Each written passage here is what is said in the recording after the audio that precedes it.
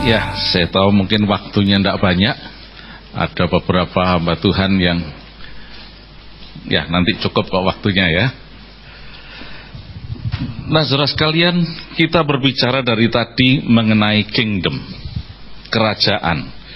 Kalau kita berbicara mengenai kerajaan, maka kita harus tahu bahwa perilaku, bahasanya, culture-nya, segala sesuatu itu merupakan suatu identitas dari sebuah kerajaan. Nah, demikian juga kalau kita berbicara mengenai kingdom of God, berarti identitasnya haruslah identitas kingdom of God. Nah, kalau kita berbicara mengenai identitas kerajaan Allah, maka sebetulnya kita tidak bisa mengatakan di dalam bahasa manusia, karena ini supranatural. Ini adalah kingdom of God, basilia tou theou, kerajaan Allah. Jadi kalau kita misalnya berbicara tentang kerajaan Allah dan kemudian kita mengatakan, oh, kalau menurut saya masalah seperti ini harus dijelaskan dengan cara begini, begitu, dan seterusnya. Atau menurut rumus fisika, rumus matematika, rumus psikologi, rumus sosial, dan seterusnya, ini bukan kingdom of God. Kerajaan Allah tidak pakai rumus. Kerajaan Allah itu supranatural. Lalu bagaimana? Sebetulnya kalau kita bicara tentang supranaturalitasnya kerajaan Allah, itu sangat luas dan dalam. Tetapi kali ini mungkin kita lihat sekilas saja. Ada beberapa hal yang mungkin bisa kita singgung saat ini. Antara lain, coba kita lihat bersama-sama dalam Markus pasal yang ke-11 ayat yang ke-23.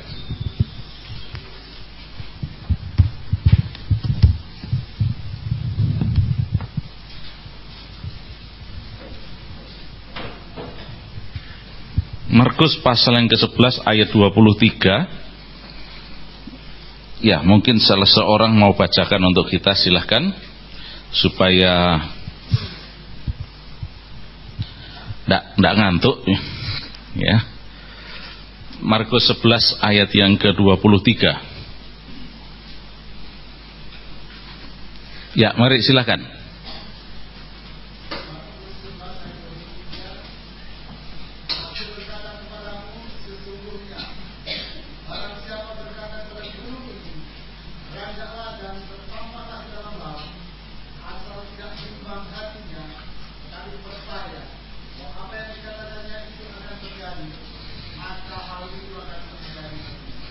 Dikatakan sesungguhnya barang siapa berkata kepada gunung ini, beranjaklah dan tercampaklah ke dalam laut.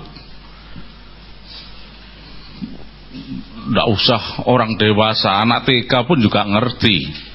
Kalau ngomong, jangan kepada gunung, beranjaklah dan tercampaklah ke dalam laut. Anak TK juga ngerti, ini tidak mungkin akan terjadi. Itu mustahil. Tidak mungkin bisa dilakukan. Kalau ngomong kepada mamanya, mama minta duit, nah itu masih mungkin ya. Tetapi kalau berbicara mengenai berkata kepada gunung tercampaklah ke dalam laut, itu sesuatu yang tidak mungkin terjadi. Tetapi justru inilah kingdom of God. Inilah yang disebut supranatural tersebut ya. Nah, mungkin saya akan tunjukkan di dalam bahasa aslinya.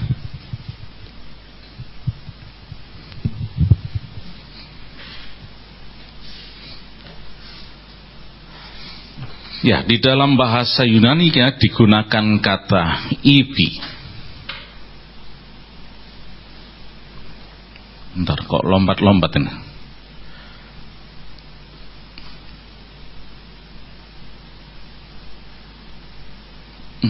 Bentar. Mungkin settingnya berubah.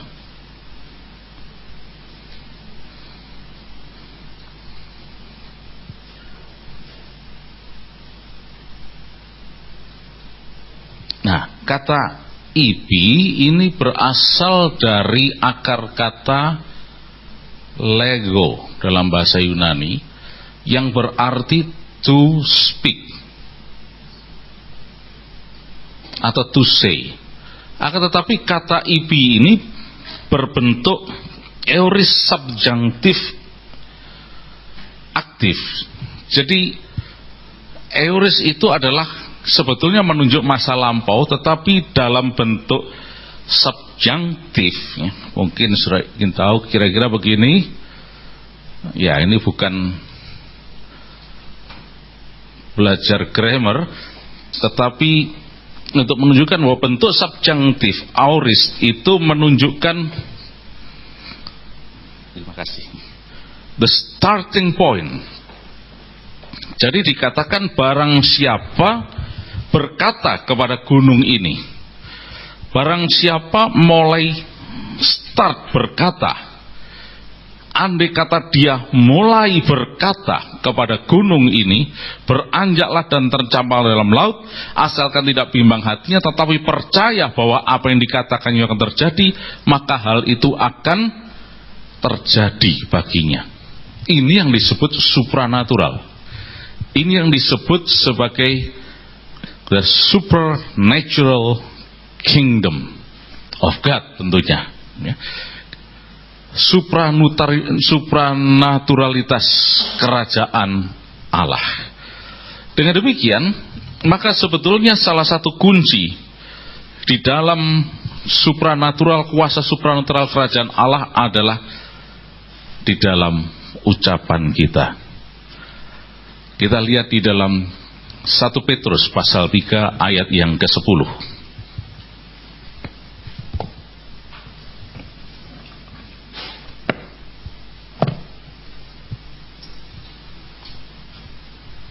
1 Petrus pasal 3 ayat yang 10 dikatakan, ya silakan supaya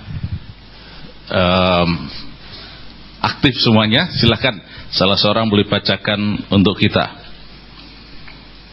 1 Petrus pasal 3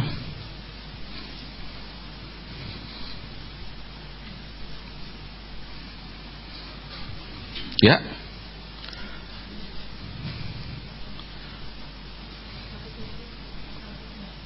Ayat yang ke-10 ya.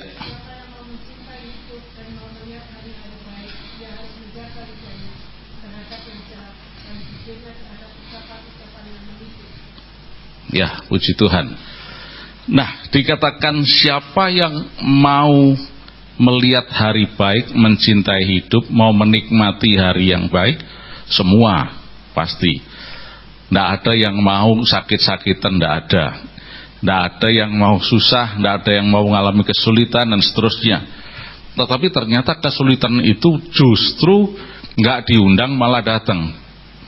Yang diharapkan nggak datang-datang, yang nggak diharapkan malah datang terus. Nah, itu iblis. Iblis itu nggak perlu diundang, sudah datang sendiri. Nah, makanya tadi disebut itu kurang ajar. Nggak sopan, kurang ajar. Tapi berbeda dengan Roh Kudus. Kalau Roh Kudus itu gentle, gentleman, makanya disebut gentleman. Gentleman itu seorang yang betul-betul ya noble, terhormat. Roh Kudus berbeda. Roh Kudus tidak bisa kita permainkan. Kalau kita tidak mengundang dia, dia tidak akan memaksa kita. Tapi dia akan dengan lemah lembut datang dan menjamah kita. Oleh karena itu Roh Kudus tidak akan pernah, perilakunya sudah gentle, tidak akan pernah buang ke laut seperti tadi. Kalau anaknya sakit-sakitan, anaknya begini, buang ke laut, ceraikan. Tidak ada. Tuhan Yesus ke dunia, datang ke dunia tidak pernah seperti itu. Tuhan Yesus juga datang untuk membantu, memulihkan mereka yang mengalami kesulitan. Begitu juga dengan kita. Kalau kita berbicara tentang Roh Kudus, kita sekarang sedang belajar tentang Roh Kudus, kuasa yang supranatural, maka kita tidak perlu khawatir akan terjadi hal-hal yang tidak sopan, hal-hal yang tidak sesuai dengan ya peri kemanusiaan dan sebagainya. Karena Roh Kudus adalah roh yang gentle, dan dia Allah yang maha tinggi. Dia adalah roh yang kudus, maha kudus. Kita tidak usah khawatir akan itu. Nah, jadi kalau kita berbicara mengenai kuasa Allah, kuasa di dalam kata-kata, inilah yang disebut supranatural tersebut, ya. Jadi tidak akan terjadi hal-hal yang aneh-aneh. Mungkin kemudian kita katakan, oh kalau begitu ada kuasa yang dahsyat dalam kata-kata ini. Kebetulan ini contoh yang paling gampang kita lihat, ya. Saya ambil contoh yang rasanya juga tidak mungkin terjadi supaya tidak terlalu banyak menyinggung. Tapi kadang-kadang mungkin juga ada, itu berarti kebangetan itu.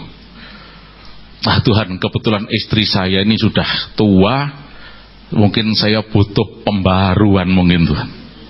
Nah kemudian katanya kepada gunung tidak mustahil, maka saya katakan dapat istri baru dalam nama Yesus. Wah, atau dapat suami baru dalam nama Yesus. Ini bukan Roh Kudus ini.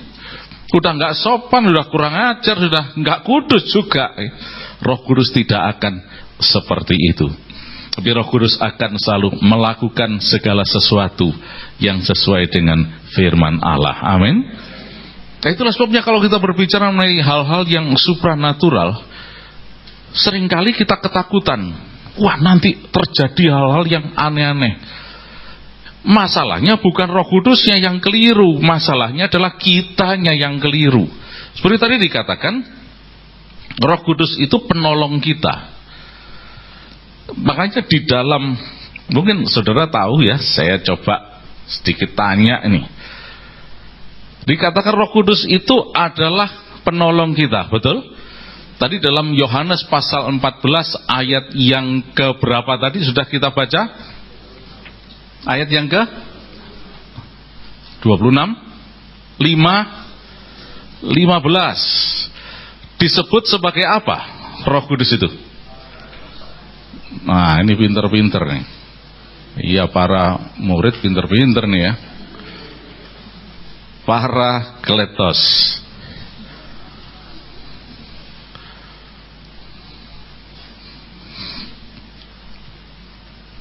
Parakletos itu dari dua kata, para dan kaleo. Kata para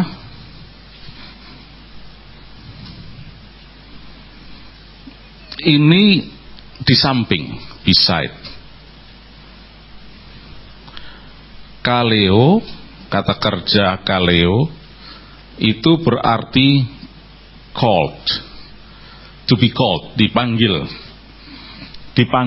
di samping, untuk menolong, sebagai comforter, atau di dalam bahasa Belanda itu sering dikatakan sebagai advokat atau pembela yang mendampingi.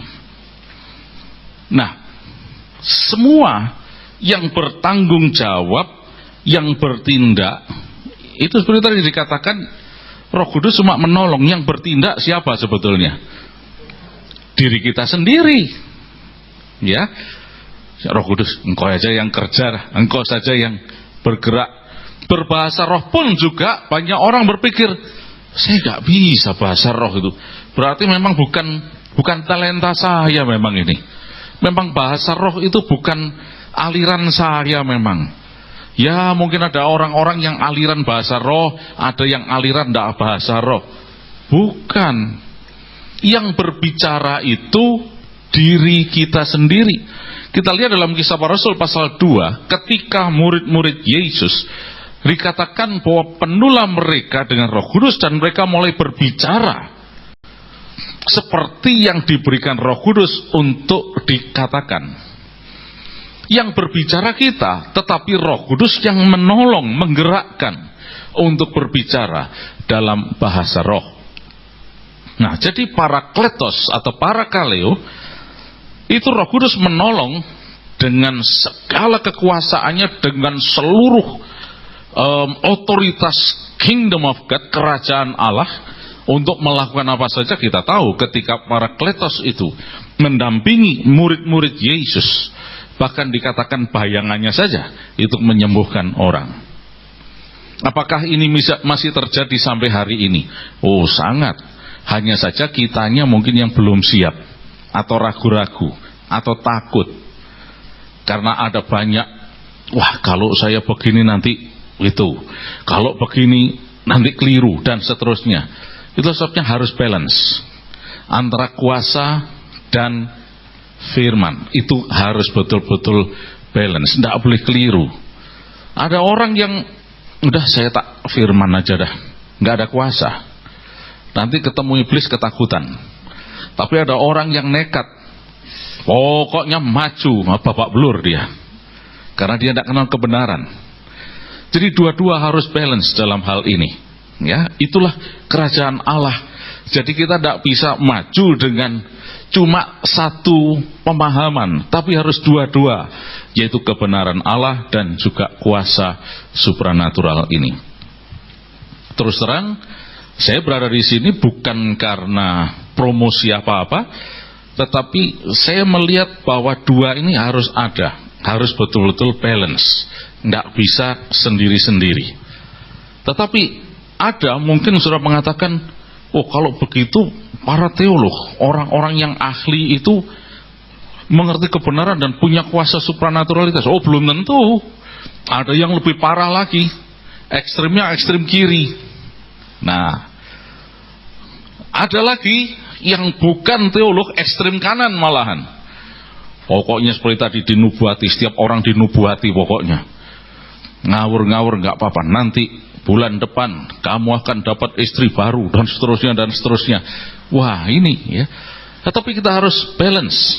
Seperti tadi saya ungkapkan, ada 9 karunia roh, ada 9 juga apa? Buah roh, ya. Nah, untuk apa namanya? Refreshing, mari buah roh yang pertama apa? Kasih, ya. Itu di dalam bahasa Yunani adalah agapi. Buah roh yang kedua apa?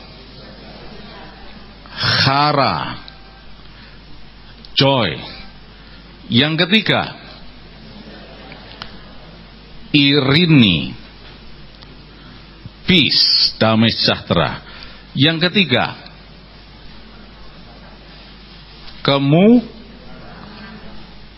ya sudah boleh cocokkan dengan Alkitab supaya urut ya, makrothimia. Yang keempat, habis kemurahan apa? Kebaikan. Christotis. Habis itu apa kebaikan? Loh, itu hafalan tapi meleset. Kesabaran, ya. Di dalam bahasa Yunani adalah agathosini. Kemudian, oh sorry, ini komanya kebesaran nih.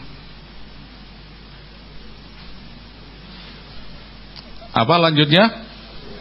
Kesetiaan, pistis, dan kemudian kelemah lembutan, praktis,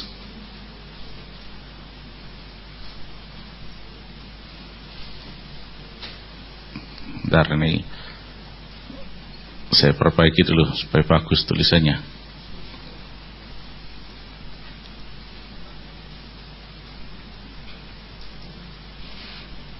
Dan yang terakhir, penguasaan diri, enkratia. Nah, 9. Sebetulnya kalau diungkap satu-satu dari bahasa aslinya itu luar biasa. Agapi aja itu kita tahu bahwa di dalam bahasa Yunani kata kasih itu ada lebih dari 1. Tapi dalam perjanjian baru cuma dipakai 2. Dan ada 1 tambahan lagi, tapi cuma 1-2, yaitu storgi. Ada agapi, ada filia, ada storgi. Eros enggak dipakai dalam perjanjian baru, ya, dalam bahasa Yunani. Dalam bahasa Yunani ada, tapi dalam perjanjian baru nggak dipakai ini kata eros. Tapi semua itu menunjuk kepada kasih. Tapi yang dipakai di sini adalah kasih agapi. Nah, oke, saya tidak banyak uraikan ini, nanti lain saat saja. Tapi kita kembali lagi supaya tidak terlalu menyimpang, ya. Jadi kalau kita lihat 9 ini, itu sesuatu yang luar biasa itu. Harus balance antara karakter dan juga dengan kuasa. Jadi kalau kita berbicara supranatural, kita harus selalu balance terus. Tidak boleh takut supranatural, tapi juga tidak boleh kebablasan, tetapi harus betul-betul balance, ya. Nah, kembali seperti tadi di dalam Markus pasal 11 ayat 23 dikatakan bahwa ada kuasa di dalam perkataan kita. Itulah yang disebut supranatural tersebut. Jadi saat ini mungkin ada di antara saudara yang sakit, atau tetangganya sakit, atau temannya sakit. Saudara perkatakan, dalam nama Yesus kesembuhan terjadi. Dalam nama Yesus kesembuhan terjadi. Kita tidak berdoa seperti ini, Tuhan tolong Tuhan, orang ini baik, kalau boleh sembuhkan, kalau enggak ya apa boleh buat, memang sudah rencanamu, jadilah kehendakmu Tuhan. Ini kacau balau ini, ya. Niru-niru doanya Tuhan Yesus di dalam Matius pasal 26, ya. Tuhan Yesus berada di Getsemani, kemudian berdoa, Bapa, kalau boleh biar apa? Cawan ini lalu, tapi jangan kehendakku, tapi biar kehendakmu yang jadi. Terus ditiru, Bapa, aku berdoa untuk mujizat atau kesembuhan ini, tapi jangan kehendakku, tapi biar kehendakmu yang jadi. Ini gak cocok ini. Bapak akan bingung.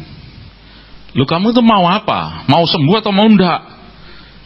Ya kalau boleh sembuh Tuhan, tapi kalau enggak boleh ya enggak apa-apa sudah. Ya terserah, rencanamu yang jadi. Tuhan tanya lagi, mau apa? Sembuh apa enggak? Ya maunya sembuh Tuhan, tapi biarlah kehendakmu Tuhan, kata sembuh karepmu sudah. Kenapa begitu? Tuhan Yesus tidak pernah ngajar untuk berdoa seperti dia. Waktu dia di Getsemani, itu dia bergumul secara pribadi dengan Bapa. Itu di agony, itu pergumulan yang berat. Dia tidak pernah ngajar murid-muridnya untuk itu kok. Dia berdoa sendiri dalam pergumulannya. Murid-muridnya disuruh pergi ke sepelempar jauh, batu jaraknya. Berdoalah di sana. Aku berdoa sendiri.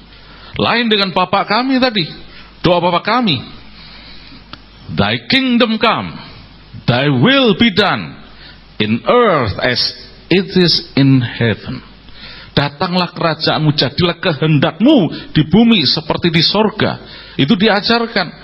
Tetapi yang di Getsemani itu cuma satu-satunya doa yang pernah diucapkan satu-satunya orang, dan tidak pernah diajarkan kepada siapapun juga. Loh, apakah Yesus memberikan teladan pada kita? Ya sudah, kalau kita tetap ngotot, siapa saudara yang mau naik salib, baru boleh berdoa seperti itu. Yesus sedang disalibkan pada saat itu. Dia sedang bergumul. Itu sebabnya dikatakan in agony. Di Yerusalem ada gereja yang disebut the Church of Agony, atau disebut juga gereja bangsa-bangsa, karena yang nyumbang itu bangsa-bangsa seluruh dunia. Yang dibangun di sana, yang bangun seorang arsitek bernama Antonio Barluzzi, dan tepat di Getsemani. Kalau sudah pernah ke Yerusalem, sudah pasti dibawa ke Getsemani, di tempat di mana Yesus berdoa. Di taman itu ada banyak pohon zaitun di sana. Nah, itu disebut Church of Agony. Yesus dalam pergumulan yang berat sampai peluhnya seperti darah bahkan. Ya, jadi kita harus mengerti. Kalau kita berdoa, coba kita lihat lagi dalam Matius pasal yang ke-10. Ayat yang ke-8. Matius 10 ayat yang ke-8.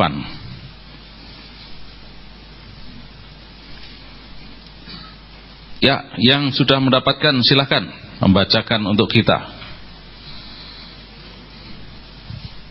Wah, ini yang kuat suaranya ya. Silakan. Supaya ngantuk-ngantuk hilang.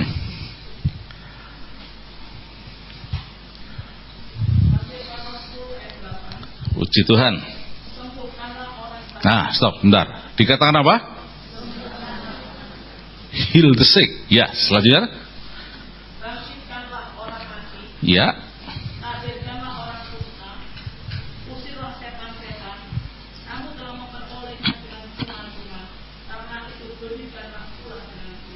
Amin. Sembuhkanlah orang sakit, tidak dikatakan mintalah kesembuhan untuk orang sakit. Itu ajaran Yesus langsung. Sembuhkan orang sakit. Oleh karena berdoa untuk orang sakit, kita gunakan kuasa supranatural yang Tuhan berikan. Tuhan, dengan otoritas yang Kau berikan, dengan urapan kuasa-Mu, kami berdoa, boleh tumpang tangan, boleh dipendeli idok, boleh, tidak ada masalah. Loh, gimana kalau mendelik, Pak? Ya, kalau itu yang orang dirasuk setan, ya jangan ditumpangi tangan, jangan dilus-lus. Dalam nama Yesus, keluar. Jadilah sembuh. Amin. Wah, ini kok aneh begini, Pak? Ini bukan ajaran saya, ini ajaran Yesus. Sembuhkan orang sakit. Jadi kalau berdoa itu bukan, tolong Tuhan, kebetulan orang ini, wah, suka nyumbang ini Tuhan, untuk gereja, untuk pelayanan, dan lumayan gede juga Tuhan, tolong sembuhkan Tuhan. Tapi kalau enggak, ya enggak apa-apalah. Ini dengan kuasa supranatural kita katakan, di dalam nama Yesus jadilah sembuh, dan orang itu pasti akan disembuhkan. Haleluya, puji nama Tuhan. Tuhan Yesus katakan sendiri, imanmu sudah menyembuhkan engkau. Ya. Nah, begitu juga dengan kita saat ini. Kita katakan sesuai dengan Kingdom of God. Terima kasih Tuhan, aku diberkati dalam nama Yesus. Terima kasih Tuhan, aku sehat dalam nama Yesus. Terima kasih Tuhan, aku berhasil dalam nama Yesus Kristus. Nah, orang Kristen hidupnya dalam kerajaan Allah, tapi ngomongnya, iya ya, memang ijazah saya kurang ini, memang saya orang bodoh. Ya, bapak saya juga, ibu saya kurang beruntung, jadi saya juga ya melarat-melarat begini dan seterusnya. Ya Tuhan, tolong kasihanilah Tuhan. Kalau boleh, wis tak banyak-banyak Tuhan, 5 rupiah aja kalau boleh.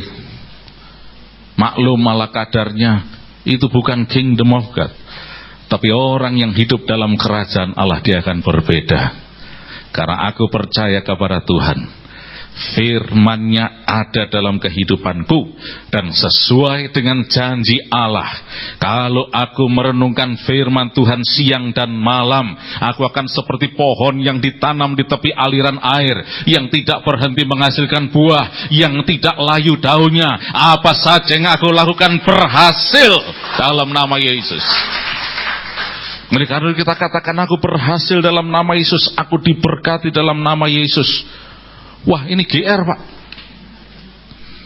Wong belum lihat sesuatu kok ngaku-ngaku berhasil, ngaku-ngaku diberkati. Ini GR ini, terlalu pede. Nggak urusan pede, nggak urusan GR. Kita berjalan sesuai dengan firman Allah. Firman Allah katakan aku diberkati, ya aku pasti akan diberkati. Firman Allah katakan aku sehat, ya pasti aku akan sehat dalam nama Yesus Kristus. Haleluya. Itulah kuasa supranatural. Itulah Kingdom of God. Itulah kerajaan Allah.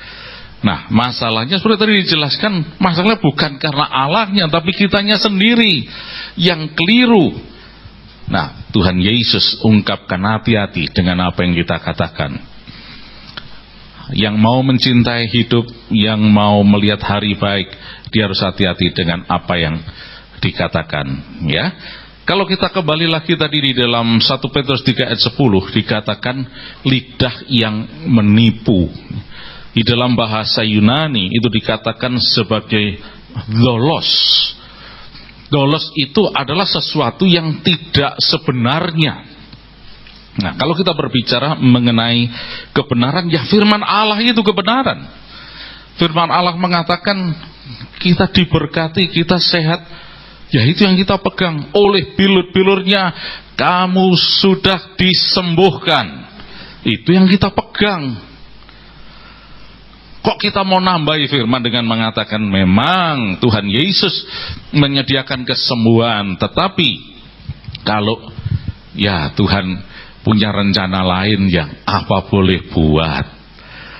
Bukankah rencana Allah itu jauh dari rencana kita? Rencananya nggak sama dengan kita. Kita boleh berencana, tetapi kalau Tuhan punya rencana lain, ya apa boleh buat. Sekarang saya ingin tanya kepada saudara, Tuhan punya rencana lain apa kira-kira? Kalau dari tadi diajarkan Tuhan tidak pernah merencanakan sakit, berarti rencananya adalah kesembuhan. Nah terus lain apa lagi sekarang? So, cuma dua pilihan, sakit sembuh. Kalau tidak sembuh ya sakit, kalau tidak sakit ya sembuh. Terus mau rencana lain yang mana lagi? Amin. Loh, tapi ada ayat yang mengatakan itu. Di mana itu? Ya, ayo tolong bacakan. Yesaya pasal 55 ayat yang ke-8. Ayo tadi yang nyebutkan. Ayo baca. Ya kebetulan ada beberapa murid-murid saya di sini yang jago-jago juga.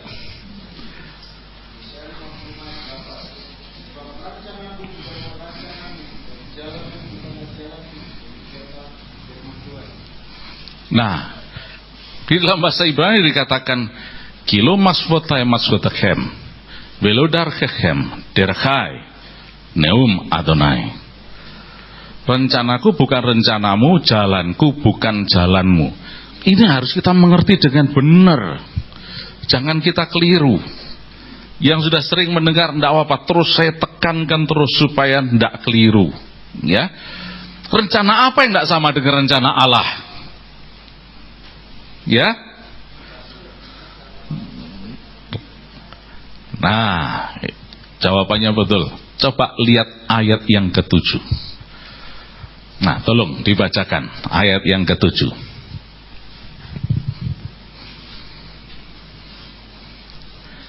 Ayo.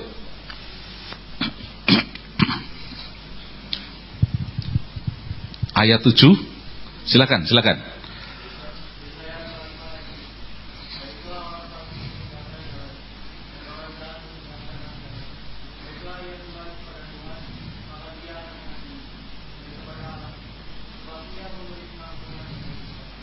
Nah, rencana apa yang tidak sama dengan rencana Allah?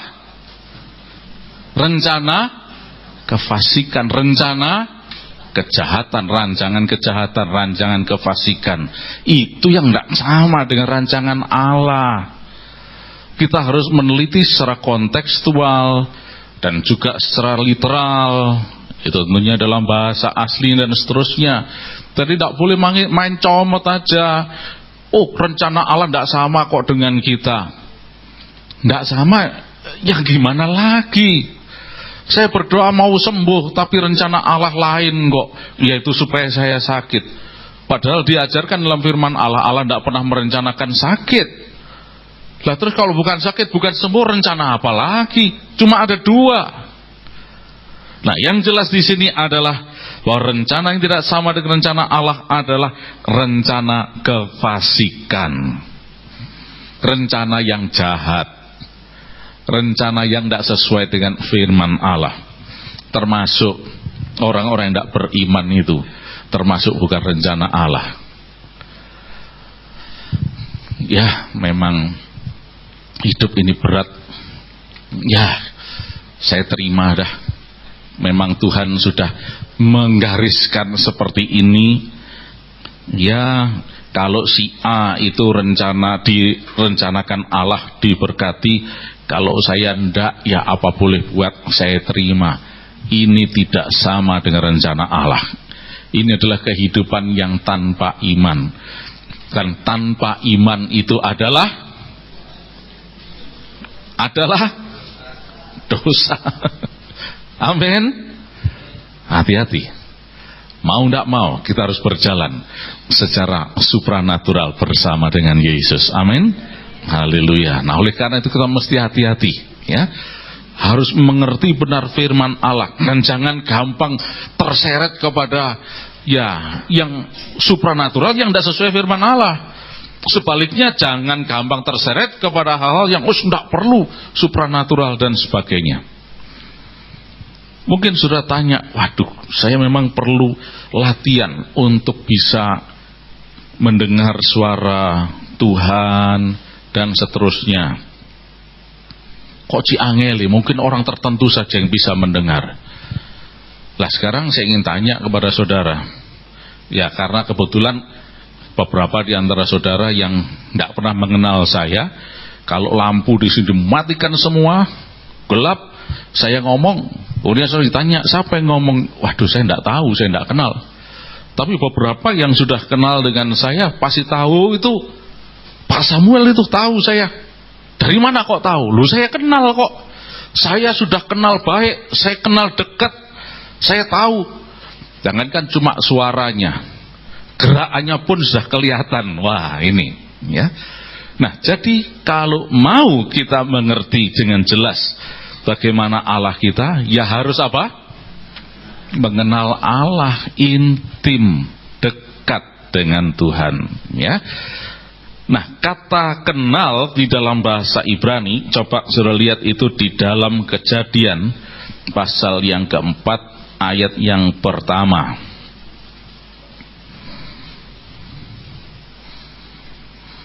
Kejadian pasal 4 ayat yang pertama. Ya, salah seorang bacakan untuk kita.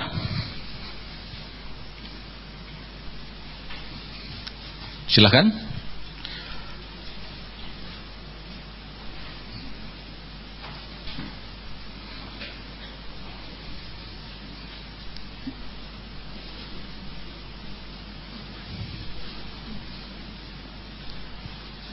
Kejadian 4 ayat pertama.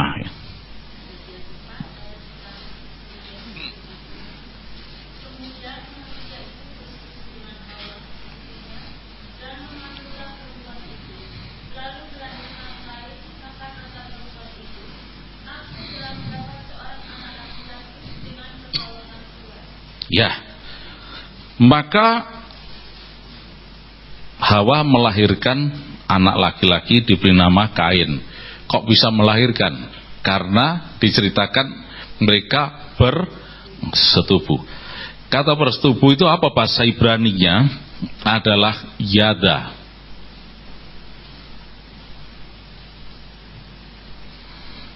Kata yada itu diterjemahkan sebagai to know, mengenal. Maka Adam mengenal Hawa. Loh, sekarang saya ingin tanya, pengenalan yang bagaimana kok bisa keluar anaknya itu? Salaman, halo saya Adam, kamu Hawa, terus tiba-tiba mengandung begitu? Nggak ada. Pasti terjadi suatu hubungan secara fisik, secara suami istri. Nah, itulah pengenalan yang sangat intim. Makanya disebut dengan berbagai istilah, hubungan intim lah, dan dipakai dalam Alkitab persetubuhan lah, dan seterusnya. Ya, terjadi mengandung, akhirnya lahir anaknya. Berarti itu bukan sekedar tahu menahu saja, tetapi suatu perkenalan yang intim. Dan begitu juga kalau kita dengan Allah punya hubungan yang sangat intim, kita tidak bisa tidak pasti akan mengenal dia dengan baik, pasti akan tahu, mendengar suaranya, mendengar instruksinya, dan sebagainya. Amin. Jadi bukan sesuatu yang sulit, ya. Kalau ada orang mengatakan, oh cuma orang tertentu saja, lah tunggu dulu ini. Ini berarti orang-orang yang tidak mengerti kebenaran firman Allah, dan mungkin dia mau menggunakannya untuk hal-hal yang lain. Tadi dikatakan dalam 1 Korintus 14 ayat 2 tadi, ayat 1 ya, karunia untuk bernubuat. Dalam ayat 3 bernubuat itu untuk tadi apa? Menasehati, membangun, menghibur, ya, to encourage, ya. Lah kok ada Saya melihat di punggungmu ada hitam-hitam. Loh, kok hitam itu? Menguatkan justru. Firman Tuhan katakan, ayo kita doa sama-sama. Dan kamu harus beriman. Usir semua kuasa-kuasa yang coba mengganggu kamu. Ya. Bukan nakut-nakuti, bukan ngancam. Kalau enggak, kamu nanti dimakan singa, katanya tadi itu. Kalau enggak, nanti kamu begini, kamu begitu. Makanya bolak-balik dikatakan Allah itu bukan preman yang ngancam-ngancam. Roh Kudus adalah gentle spirit, gentleman, ya, terhormat. Nah, untuk itu kalau kita belajar supranatural, ini dasar-dasar yang kita harus pahami supaya kita tidak keliru. Kita tidak boleh takut, tapi kita juga tidak boleh gegabah, ya, tapi berjalan sesuai dengan apa yang firman Tuhan katakan, ya. Thy kingdom come, thy will be done in earth as it is in heaven, ya. Rencana Allah selalu adalah rencana yang baik. Amin. Mungkin satu ayat lagi terakhir, ya, supaya, tapi besok semua harus datang, ya. Amin. Besok ada sesuatu yang lebih istimewa lagi. Setiap hari Tuhan memberikan sesuatu yang lebih istimewa untuk kita. Haleluya, ya. Besok pagi kalau bangun sudah jangan lihat-lihat penyakitnya. Mungkin wah, besok hari Jumat itu jadwalnya sakit mules ini biasanya. Kalau Sabtu linu. Bangun pagi katakan terima kasih Tuhan, aku sehat dalam nama Yesus, aku diberkati dalam nama Yesus. Tapi suka sakit kepala, gak ada sakit-sakit kepala, gak ada, ya.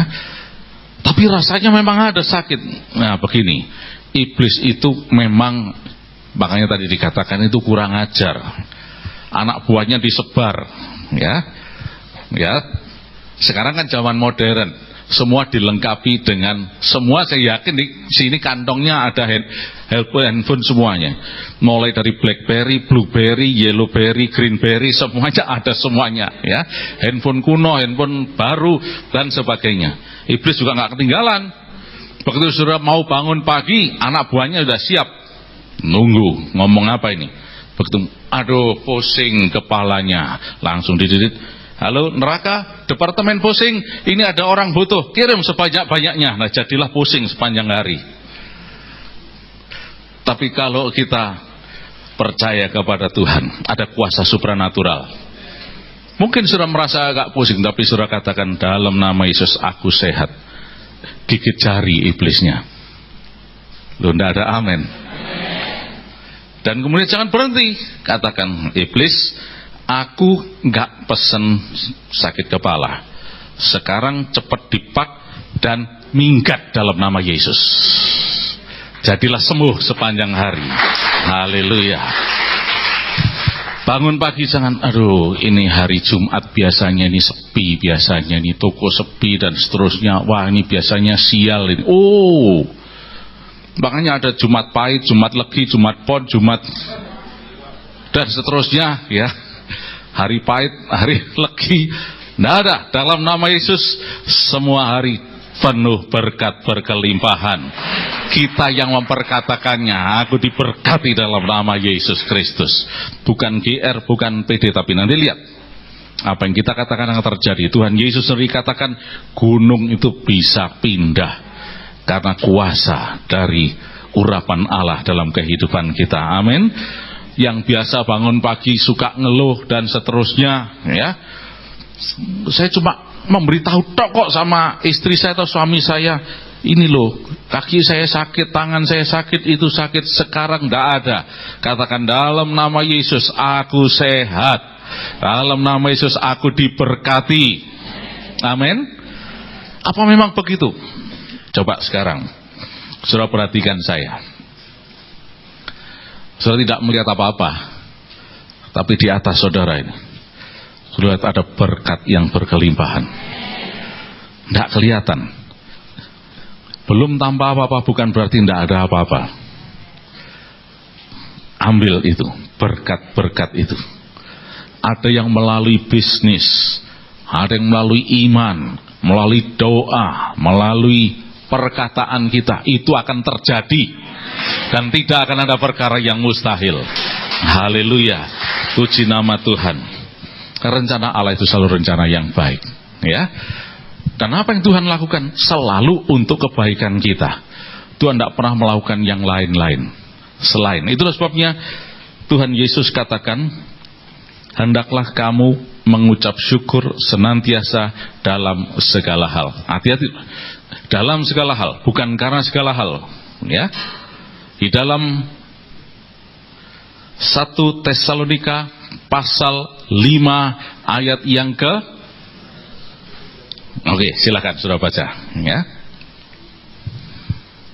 Semoga ini ayat terakhir, semoga sesuai dengan iman saudara.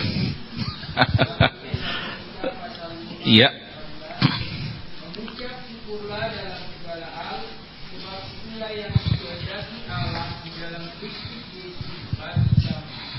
Amin, haleluya.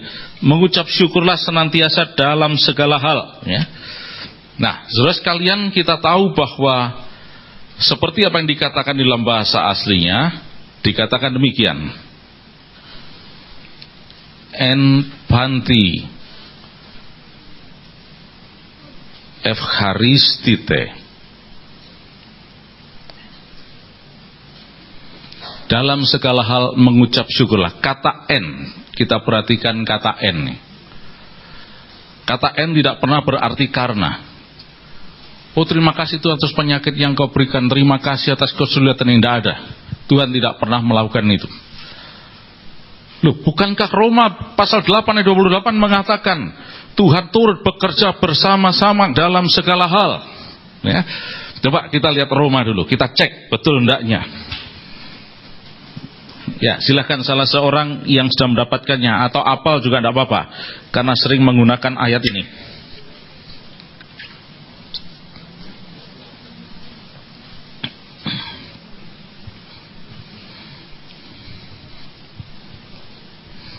Ya, silakan. Saya yakin semua pasti tahu ayat ini, karena suka dikumandangkan. Ya, silakan. Roma 8 ayat 28. Kita tahu sekarang bahwa Allah turut bekerja dalam segala sesuatu untuk mendatangkan kebaikan bagi mereka yang mengasihi Dia, yaitu bagi mereka yang terpanggil sesuai dengan rencana Allah. Ya, ayat ini agak kurang jelas. Tetapi kalau kita lihat dalam bahasa aslinya dikatakan idamen deoti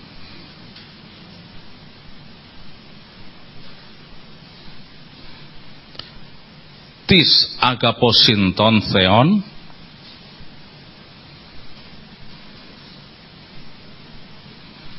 panda sinergi is agathon.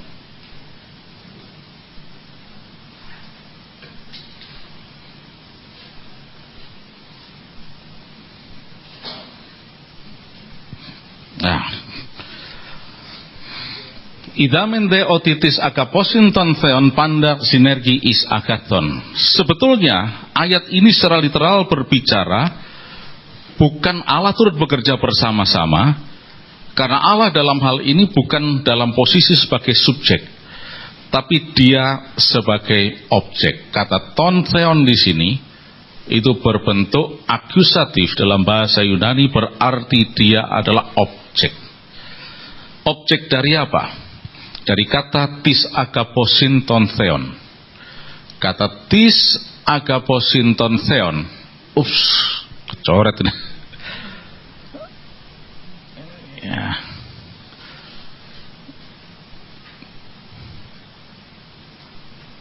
Kata agaposin ini bentuk partisipal dari apa?